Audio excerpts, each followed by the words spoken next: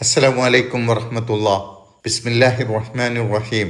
ആദമിനെ ആദരിക്കാൻ അള്ളാഹു കൽപ്പിച്ചപ്പോൾ ഇബ്ലീസ് ആ കൽപ്പന നിരസിച്ചു എന്ന് മാത്രമല്ല, ആദമിൻ്റെ സന്തതികളായി ഭൂമിയിൽ വസിക്കുന്ന മനുഷ്യരിൽപ്പെട്ട അധികം ആളുകളെയും താൻ വഴിപിഴപ്പിക്കുമെന്നും അതിന് അന്ത്യനാൾ വരെ തനിക്ക് അവസരം തരണമെന്നും അള്ളാഹുവിനോട് ഇബ്ലീസ് ആവശ്യപ്പെടുകയും ചെയ്തു. ഇബ്ലീസിൻ്റെ ഈ ആവശ്യം അനുവദിച്ചുകൊണ്ട് അള്ളാഹു ഇബ്ലീസിനെയും ഇബ്ലീസിനെ പിന്തുടരുന്നവരെയും താക്കീത് ചെയ്യുന്നതാണ് എന്ന് പഠിക്കുന്ന 63, 64 ആയത്തുകളിലുള്ളത്. കാല, അവൻ പറഞ്ഞു, അള്ളാഹു പറഞ്ഞു. ഇബ്ലീസിൻ്റെ ആവശ്യത്തോട് പ്രതികരിച്ചുകൊണ്ട് അള്ളാഹു പറഞ്ഞു, ഇദ്ഹബ്, നീ പൊയ്ക്കൊള്ളുക. ശരി, നീ പൊയ്ക്കോ, നിന്റെ പണിയുമായി നീ പോ, നീ ആവശ്യപ്പെട്ടതുപോലെ നീ ചെയ്തോളൂ. പക്ഷേ ഫമൻ തബിഅക മിൻഹും, അവരുടെ കൂട്ടത്തിൽ ആരെങ്കിലും നിന്നെ പിൻപറ്റിയാൽ, നീ വഴികേടിലാക്കാൻ ശ്രമിക്കുമ്പോൾ മനുഷ്യരുടെ കൂട്ടത്തിൽ നിന്ന് ആരെങ്കിലും നിന്റെ വശീകരണത്തിൽപ്പെട്ട് നിന്നോടൊപ്പം ചേരുന്ന പക്ഷം ഫഇന്ന ജഹന്നമ ജസാഉക്കും, അപ്പോൾ നരകം നിങ്ങളുടെയൊക്കെ പ്രതിഫലമായിരിക്കും. ജസാഅം മൗഫൂറ, സമ്പൂർണമായ പ്രതിഫലം. നിന്റെയും നിന്നെ പിൻപറ്റിയവരുടെയും നിങ്ങൾക്കൊക്കെയുള്ള പ്രതിഫലം നരകമായിരിക്കും എന്ന് ഇബ്ലീസിനോടും ഇബ്ലീസിനെ പിൻപറ്റുന്നവരോടും അള്ളാഹു താക്കീത് ചെയ്യുകയാണ്. മറ്റു സൃഷ്ടികളിൽ നിന്നും വ്യത്യസ്തമായി മനുഷ്യന്റെ കുറേ സവിശേഷതകൾ ഈ പറഞ്ഞതിൽ ഉൾക്കൊള്ളുന്നുണ്ട്. അതിൽ ഒന്ന്, മനുഷ്യന് അള്ളാഹുവിനെ അനുസരിക്കാനും അനുസരിക്കാതിരിക്കാനും, അതായത് പിശാചിനെ അനുസരിക്കാനും സ്വാതന്ത്ര്യം നൽകപ്പെട്ടുകൊണ്ടാണ് സൃഷ്ടിക്കപ്പെട്ടിട്ടുള്ളത് എന്നാണ്. അള്ളാഹു അവൻ്റെ സൃഷ്ടികളായ ജീവനുള്ളതും അല്ലാത്തതുമായ എല്ലാ വസ്തുക്കൾക്കും വിവിധങ്ങളായ ഗുണങ്ങൾ നൽകിയിട്ടുണ്ട്, മനുഷ്യനും നൽകിയിട്ടുണ്ട്. പക്ഷേ മനുഷ്യരല്ലാത്ത മറ്റു വസ്തുക്കളെയൊക്കെ നോക്കൂ, അവക്ക് നൽകപ്പെട്ട ഗുണങ്ങളെ സ്വന്തം ഇഷ്ടപ്രകാരം ഉപയോഗിക്കാനുള്ള സ്വാതന്ത്ര്യമില്ല. ഒരു വൃക്ഷം അതിൻ്റെ ഫലങ്ങളും കനികളും താൻ ഇഷ്ടപ്പെടുന്നവർക്ക് മാത്രമേ കൊടുക്കൂ എന്ന് വാശി പിടിക്കാൻ അതിന് കഴിയുമോ? ഒരു മനോഹരമായ മാർബിൾ ഇന്ന സ്ഥലത്ത് മാത്രമേ എന്നെ ഉപയോഗിക്കാൻ പറ്റൂ എന്ന് പറയുമോ? ഇങ്ങനെ മനുഷ്യനല്ലാത്തവയൊക്കെ എടുത്തു നോക്കിയാൽ പ്രകൃതി അവക്ക് നിശ്ചയിച്ച നിയമമനുസരിച്ച് മാത്രമേ അവ മുന്നോട്ട് പോവുകയുള്ളൂ എന്ന് കാണാൻ പറ്റും. പക്ഷേ മനുഷ്യന് തൻ്റെ കഴിവുകളും ഗുണങ്ങളും അവൻ ആഗ്രഹിക്കുന്ന രീതിയിൽ ഉപയോഗിക്കാൻ സ്വാതന്ത്ര്യമുള്ളവനാണ്.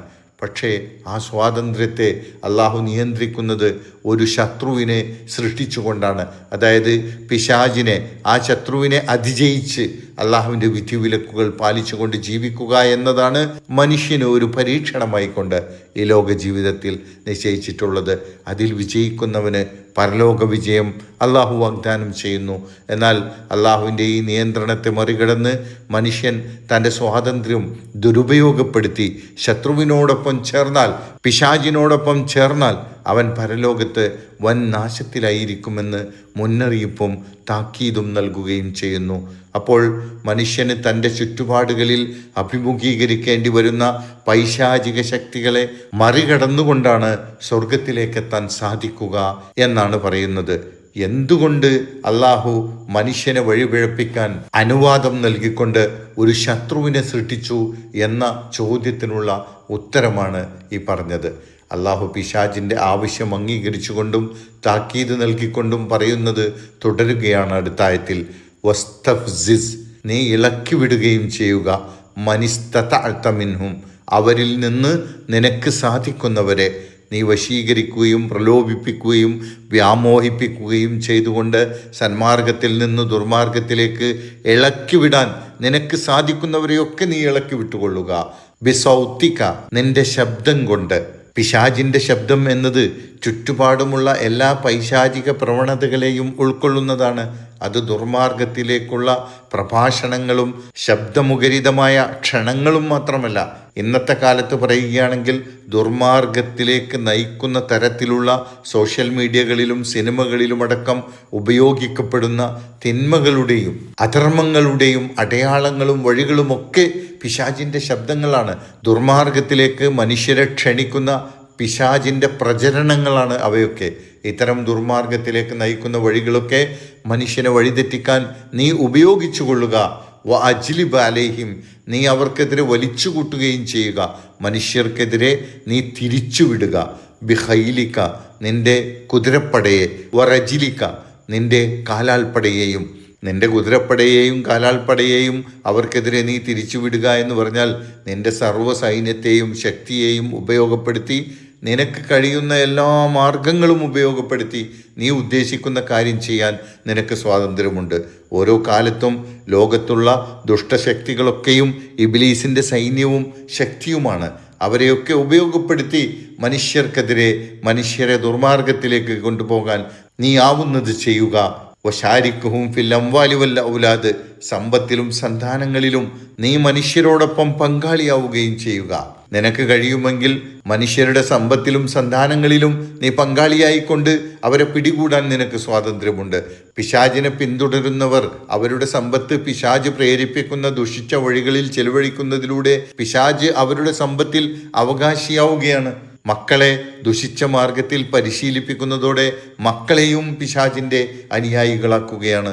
പൊതുവിൽ ഇതാണ് ഇതിൻ്റെ വിശദീകരണമെങ്കിലും ബഹുദൈവ വിശ്വാസികൾ തങ്ങളുടെ സമ്പത്തിനെയും സന്താനങ്ങളെയും വിഗ്രഹങ്ങൾക്കും മറ്റും ബലിയർപ്പിക്കുന്നതിനെ മക്കയിലെ ബഹുദൈവ വിശ്വാസികളടക്കം ബഹുദൈവ വിശ്വാസികളിൽ പൊതുവിൽ കാണുന്ന ഈ പൈശാചിക നടപടിയെ കൂടി ഇത് പ്രത്യേകം ഉൾക്കൊള്ളുന്നുണ്ട്.